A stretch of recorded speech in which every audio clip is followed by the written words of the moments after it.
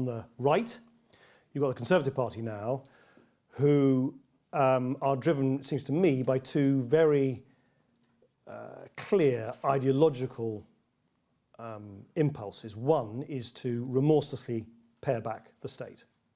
Just keep, for ideological reasons, just cut back the state, state. And secondly, and that's what they've said now, I think they're making a monumental mistake in doing so, but they've said that the only people in society, the only section of society which will bear the burden of further fiscal consolidation are the working age poor, those dependent on welfare.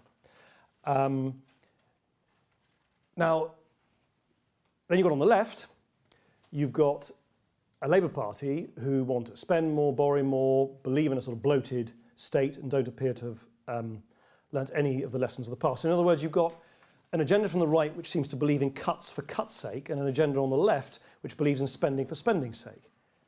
You'd be unsurprised to know that I actually think where the British people want a future government, British government to be is in the liberal centre ground where you say, yes, of course you need to finish the job of clearing the decks fiscally, of completing the job of filling the black hole, the so-called structural deficit by the financial year of 2017-2018. And to that extent, the Liberal Democrats and the Conservatives are co-authors of fiscal responsibility in setting out that timetable and that plan.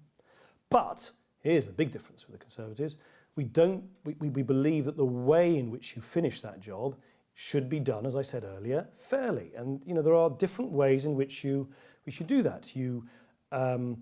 There is Whitehall waste and spending, which you can continue to bear down on. There is, of course, further welfare reform, which will always be driven, in my view, by the need to sharpen the incentives to work and to always encourage people to work. And then, there is asking people with the broadest shoulders to make a contribution. And that's why I remain perplexed that the Conservatives still refuse to countenance any change in the tax system to ask people occupying very high-value properties to make a small additional contribution to this effort. You have to spread the burden as fairly as possible, and not only ask the working-age poor who are dependent on welfare to bear all the load. So I think those are three very different visions, and I think actually that those distinctions will be very much the battleground of politics between now and the general election.